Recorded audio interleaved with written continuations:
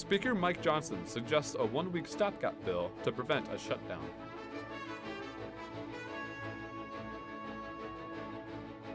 A missing 5-year-old girl is rescued from the Florida wetlands.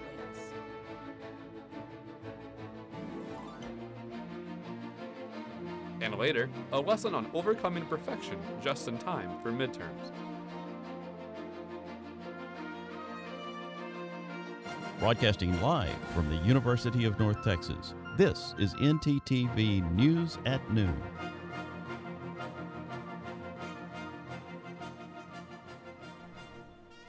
Good afternoon. Thank you for joining NTTV News at Noon. I'm Sydney Johnson. And I'm Marshall Farmer. Lawmakers might have a solution to avoid a partial government shutdown Friday. It's not the 4 spending bills negotiators are crafting. Instead, it's another stopgap measure, as Amy Kiley reports.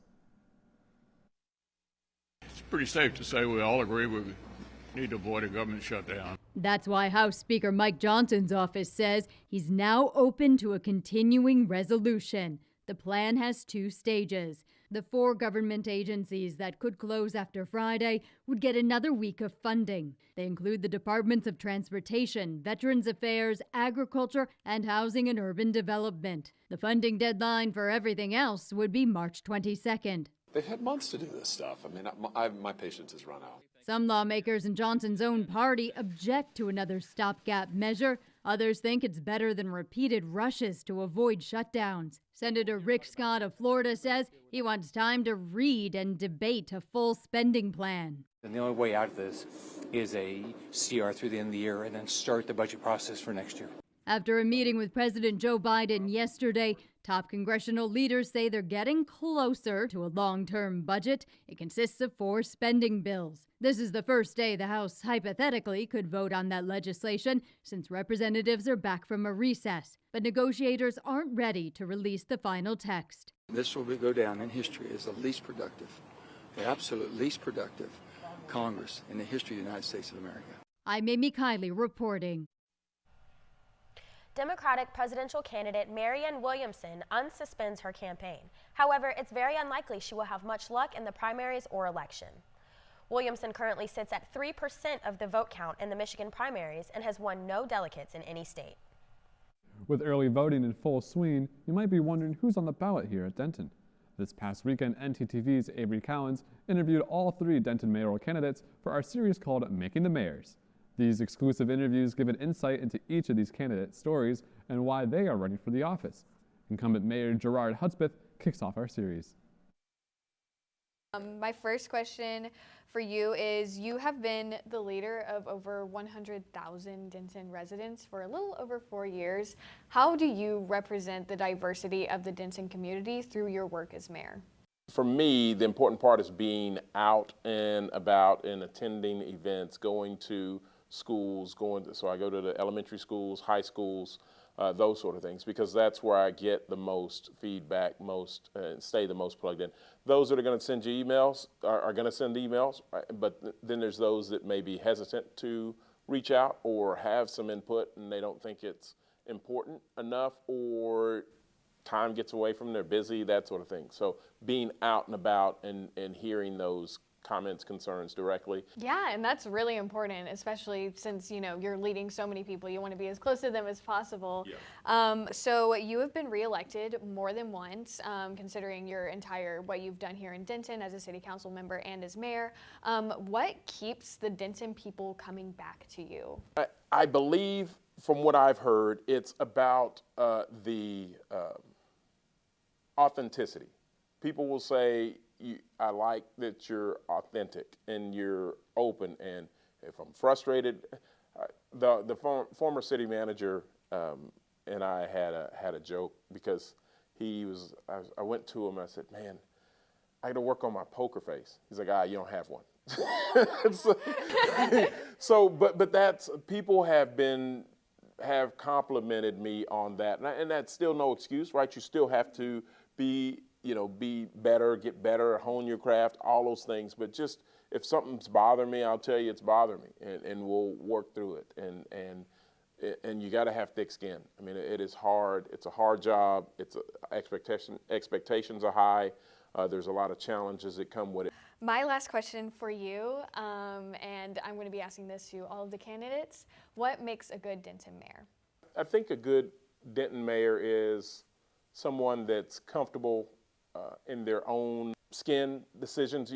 As a leader, you have to, almost like an umpire, right? You got to call balls and strikes.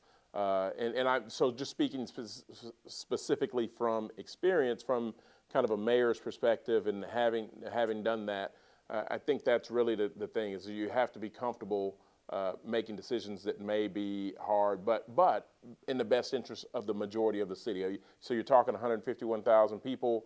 What's the majority of that, and how do you represent them well? Understanding if it's a 51 to 49 split, it's really close, but you have to explain that 49%, the sentiment of the majority, and that's why you went forward. But that's a hard conversation to have, because you have a large number of people that may disagree, but the majority did agree, so you move forward that way.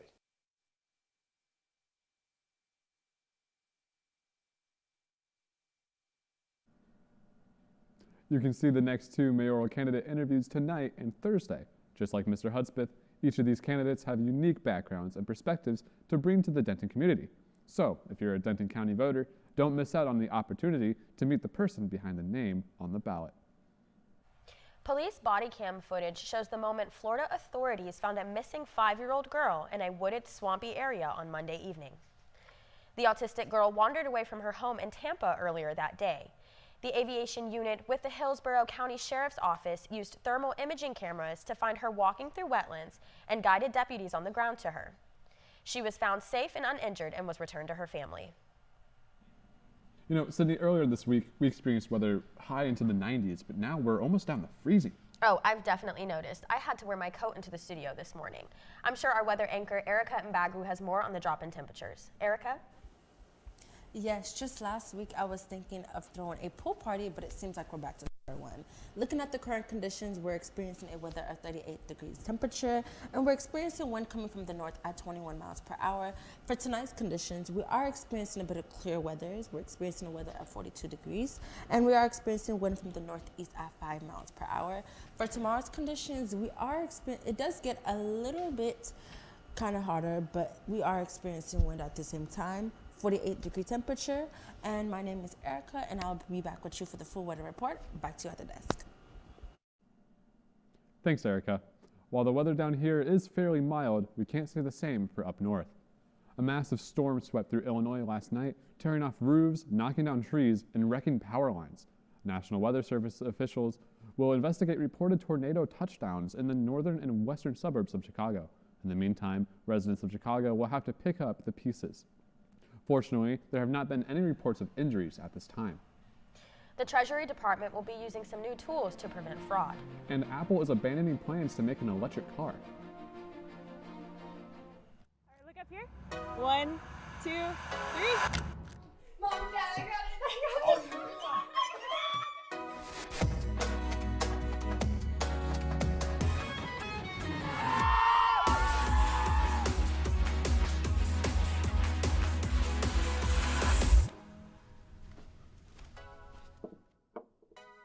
You're right, Mom.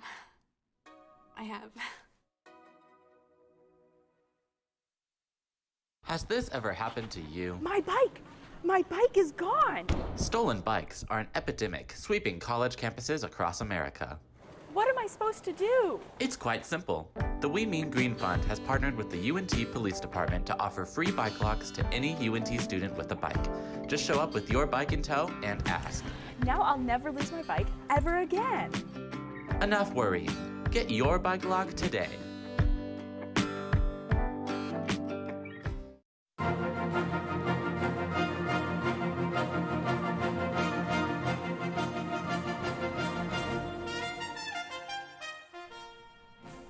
In typical Texas fashion, this weather has been all over the place. Well, it wouldn't be Texas if there wasn't some crazy weather and unexplained events going on. So let's toss it over to our weather anchor, Erica Mbagu, about what we can expect for the rest of the week. Erica?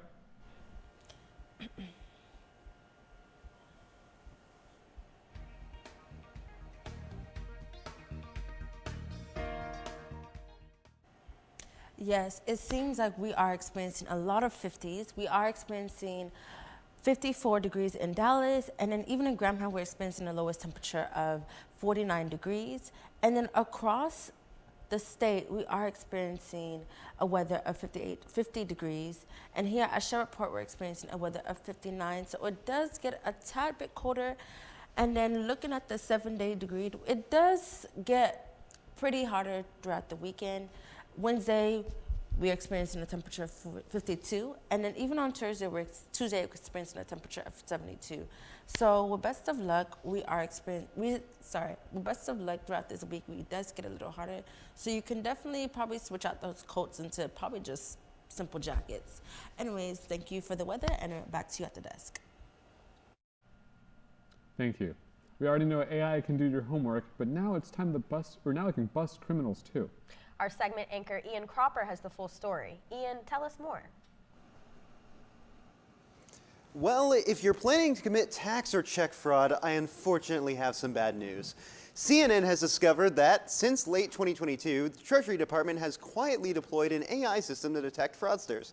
The tech differs from generative AI services like ChatGPT and falls more under the umbrella of machine learning. That means the Treasury system can learn from and adapt to its circumstances, which in this case means alerting banks before fraudulent checks are cashed. Similar AI programs have become commonplace in the private sector, and the Treasury's results demonstrate why. In fiscal year 2023 alone, the fraud detection system recovered $375 million of taxpayer money. Given the massive 385% spike in check fraud since the pandemic, the system has filled an immediate need for the Treasury, ensuring our tax dollars stay where they're supposed to. That's all I have. Back to you at the desk. Thanks, Ian. Several media outlets report Apple is abandoning a decade-long plan for a self-driving electric car. Bloomberg reports many employees will be moved from the canceled project to the company's artificial intelligence division. Electric vehicle sales have been disappointing in the U.S., prompting several major manufacturers to pull back on investments. Apple never confirmed speculation it would make an EV, but it had suggested it was serious about its car efforts. Internally, the project was called Project Titan. Apple has not publicly commented on reports that it's pulling the plug on the project. If you're a fan of Fry Street, you'll be excited about a new restaurant that opened recently. And pancakes or toast? Why not both? Learn more about the national days for both foods after the break.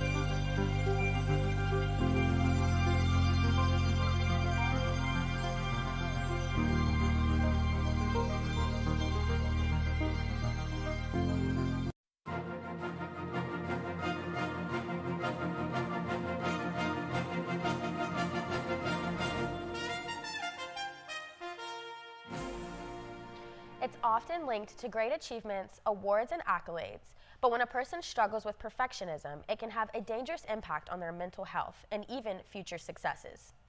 In today's Health Minute, CNN's Mandy Gaither has more information on the negative effects of trying to be perfect.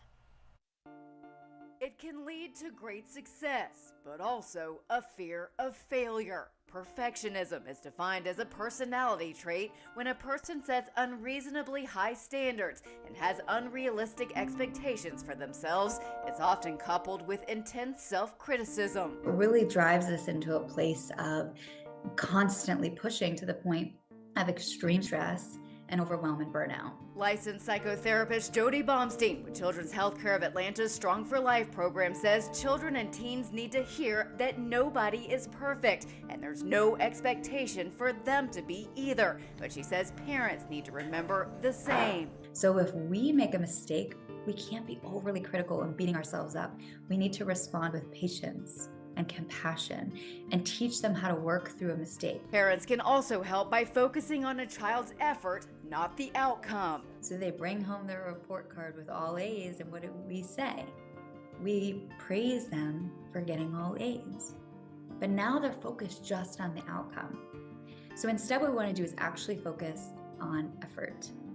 I'm proud of how hard you worked this year. Finally, Baumstein says for parents to talk about the difference between I failed and I'm a failure.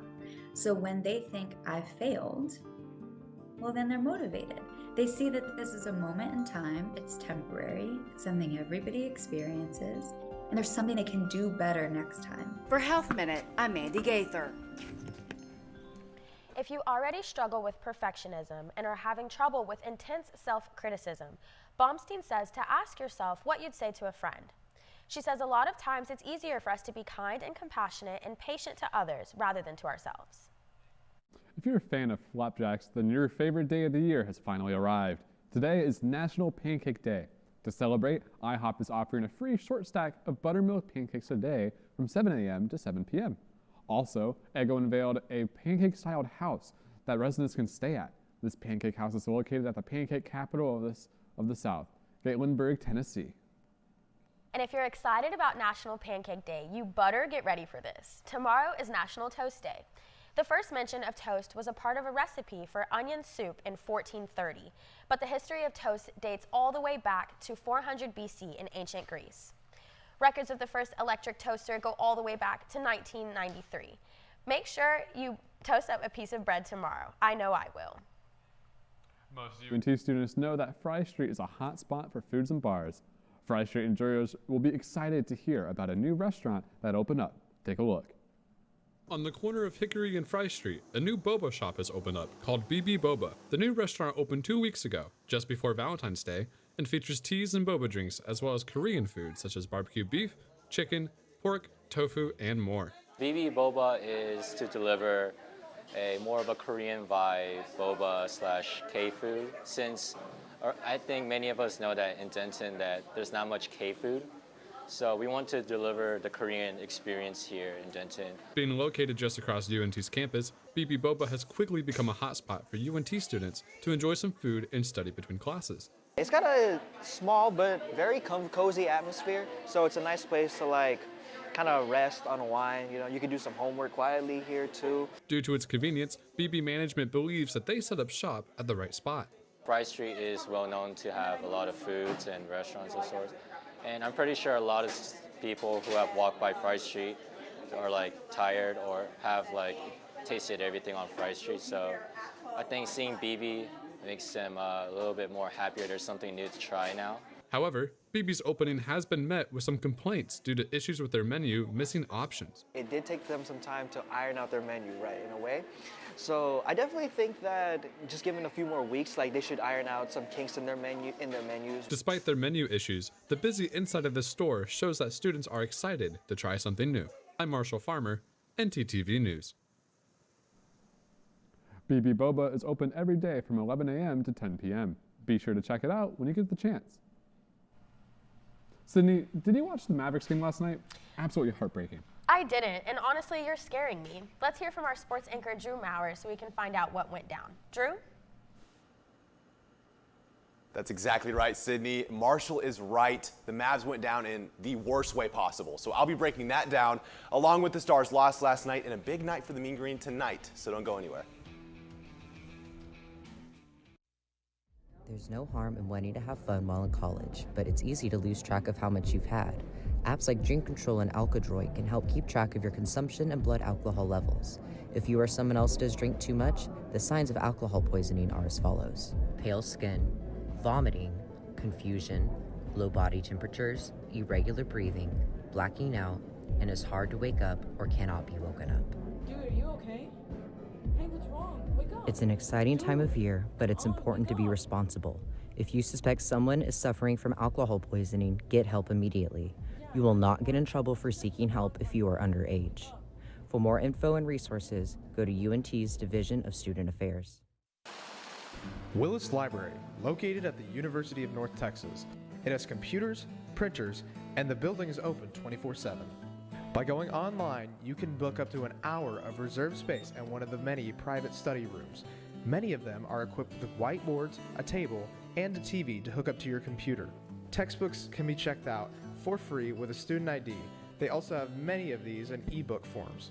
This is still a library, so always remember to be quiet and respectful of other surroundings, especially in certain places where talking is not allowed. For example, the 3rd and 4th floor are completely quiet. As you can see, Willis Library has many options for students, with it offering many media sources and staying open all the time.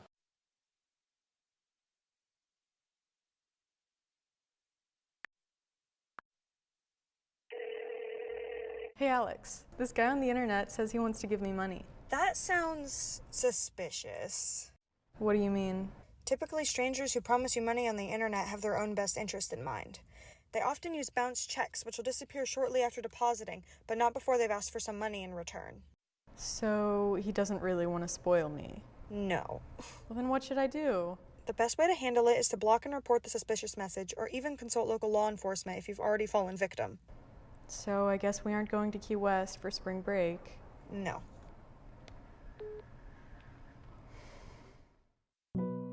I'm so tired. I feel ugly. I'm not okay. I didn't know UNT had counseling services. Maybe I should check it out.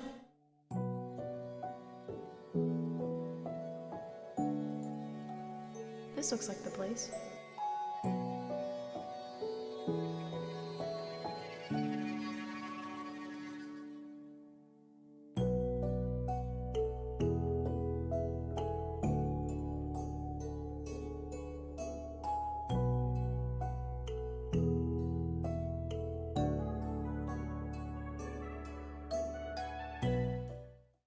And now we return to Fabric of Passion. Oh, Hector, it will be so hard for us to part, but we must. But, my love, what did I do? I thought we were meant to be together forever. I am so disheartened to say that you're just not in style anymore. But you will be, to someone else, in a better place. You're gonna shred me? No. I'm donating you to one of the many clothing donation boxes available on campus. There is one in the Union by the Syndicate and one on Union Circle Drive. Oh, well, why didn't you just say so? I'm gonna be someone's new shirt. I thought you'd be more distressed. Oh, absolutely not. It was cramped in your closet anyways. Maybe you would like to be shredded after all.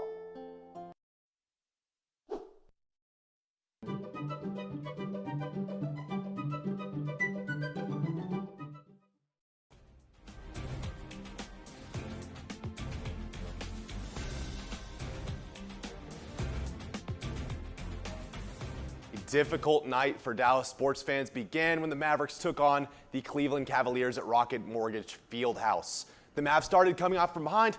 Luka drilled a three to open it to close the gap. The game didn't get that good, though, until the fourth quarter.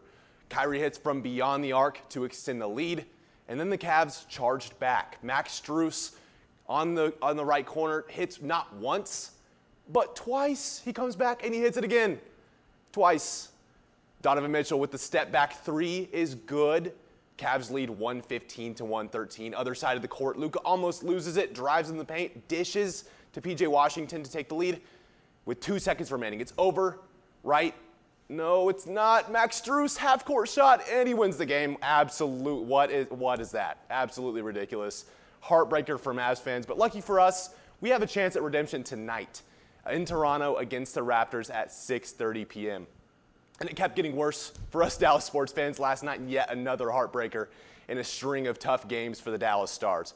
Last night, the Stars played their second back-to-back, taking on the Colorado Avalanche in Denver. The game started off fast, and the newbie Logan Stankoven scored on an assisted goal from Wyatt Johnson just a minute in, and the Stars didn't score again.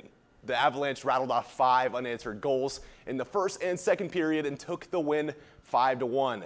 Colorado goalie Alexander Georgiev took the first star with 33 saves and only 1 allowed goal. Somehow the Stars outshot the Avalanche, 34 shots on goal for the Stars, opposed to 27 from Colorado.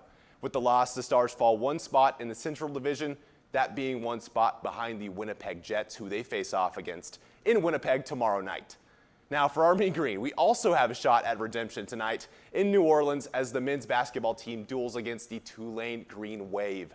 UNT comes off back-to-back losses against UAB and UTSA, and in the last matchup against Tulane at the Super Pit, the Mean Green won handily. And it was just the beginning of the star Jason Edwards' breakout. He had a 37-point outing that night. UNT shot 50% from 3, drilling 11 out of their 22 attempts. They're going to need to be even better from beyond the arc tonight if they want to avoid falling even further into the depths of the American Athletic Conference before the tournament. This is a huge game for the Mean Green, so be sure to tune in and cheer them on as they are on ESPN Plus at 6 p.m. tonight. Well, that's all I've got for sports, so back to y'all at the desk. Thanks, Drew. If your birthday is on February 29th, then Build-A-Bear has a very special treat for you. Build-A-Bear is offering people who were born on February 29th the chance to build one of their signature bears for just $4. This year's Leap Day is tomorrow. Sources say that around 200,000 people are born as Leap babies. Leap Days are needed once every 4 years to make up the spare time the Earth needs to make it all the way around the sun. For those who qualify and are interested in creating a special little furry creature, more information is available on Build-A-Bear's website. Thanks for watching NTTV News at noon. Join us again tonight at 6 and tomorrow at noon here on North Texas Television.